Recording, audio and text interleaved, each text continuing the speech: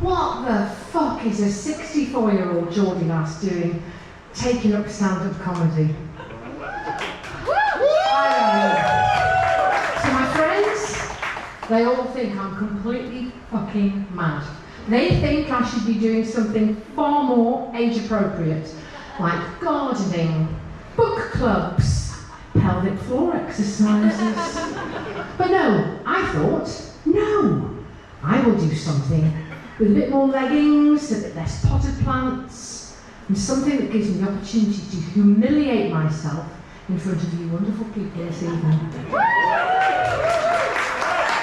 I don't think I'm mad, I just think I'm tough. So, I grew up in the northeast of England in a Catholic family with 5 brothers. Now, tough is sharing one toilet with 6 men after a night on the lager. This is where I learnt to hold my breath for 3 minutes. Maybe I should have taken up free diving or cleaning the barnacles off from the other side of boats. But it was also tough in other ways up there. It was cold. We had no central heating. I didn't even have a wardrobe. So my clothes were piled up in my bedroom in a mound like this, in front of the window, which could have an inch of ice on it every winter. It wouldn't be the first time that I had to prise my knickers off said window and defrost them with a hairdryer before I could cut them on. All of my beautiful friends here have now christened me Old Frosty Knickers. But it wasn't just cold. Oh no, you had to learn how to do things fast. So if you didn't talk fast, you weren't heard. If you didn't eat fast, my brothers pinched all of my food. But it left me with a serious medical condition. I've been to specialists and I've been diagnosed with slow twatophobia.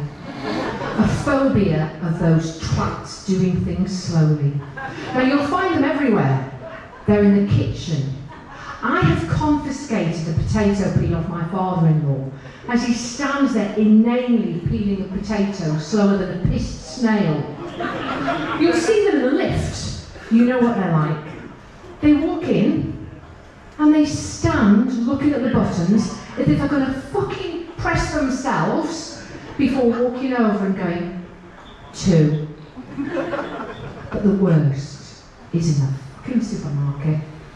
You know what it's like, you're walking down the aisle, you've got things to do, places to go. Mr. and Mrs. Brown are standing there, trying to decide whether they want OXO or fucking Bovril. They block the aisle, nobody can get past.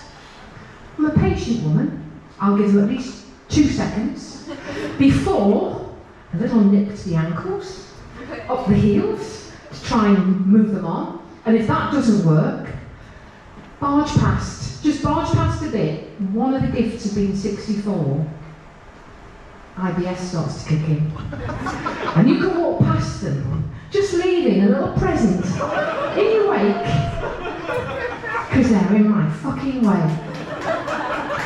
But that's not the only phobia I was left with in the northeast. Oh no, there are other ones. The first one is indecisive menu chooserophobia. Now these are the people, you've got a table of 8, somebody's squirming here.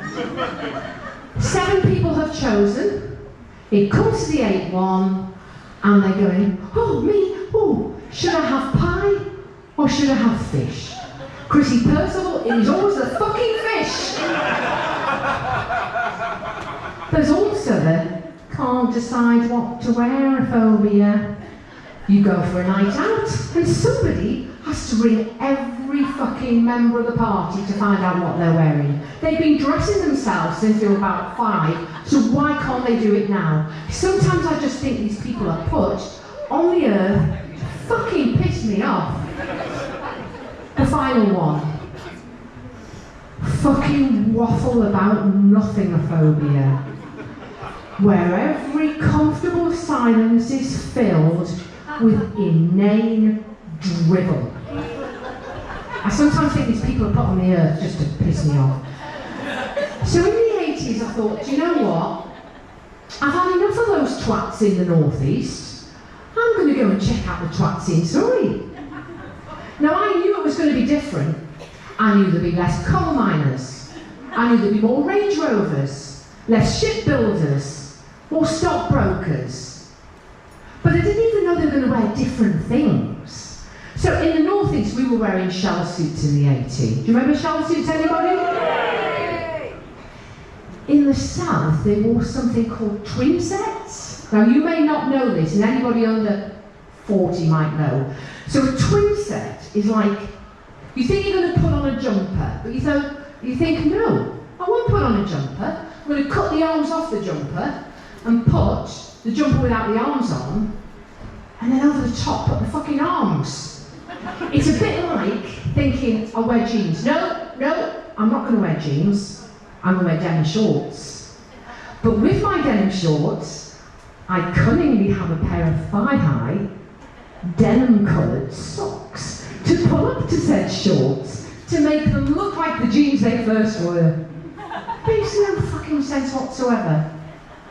So I thought, no, let's just check it out. Let's see what the South has to offer. So I go for my first night out in Guildford. I looked great. I had the big hair, it was the 80s, remember? The huge shoulder pads where you had to go through the door sideways like this. I got into the club, and people there are drinking things like Pims and lemonade, Chardonnay. I've been drinking pints of snake bite and black in the northeast. What the fuck's going on here? But it was brilliant. The music was banging, we were having a great night. I even pulled. The guy comes up to me and went, Vicky, do you want a drink? I said, yes, thank you very much. Surprise me. Surprise me, did. He rocked up with a little bottle with a picture of fucking Bambi on it, a glass that looked like a trifle bowl, and it was something called a baby cham. I looked at Bambi, Bambi looked at me, I tasted it, fucking pure disappointment. But the night was great, we went outside, it was amazing. You know how you get a bit hungry at the end of the night? I thought, I think we'll have 2 packets of chips and gravy. The guy in the kebab van looked at me and went, we don't serve gravy in Surrey, love. And I thought, what sort of hellhole have I found myself in? And that was sort of the end of the love affair with Surrey. I stuck it for a bit longer. And I thought, do you know what? I'm off. I'm back up north, which is how I found myself in the beautiful city that is Sheffield. And tonight, as I come to the end, at the age of 64, I thought to myself, do you know what? If I've bombed, I don't give a fuck. I'm 64. But if I've nailed it, finally the universe paying attention to me. Thank you.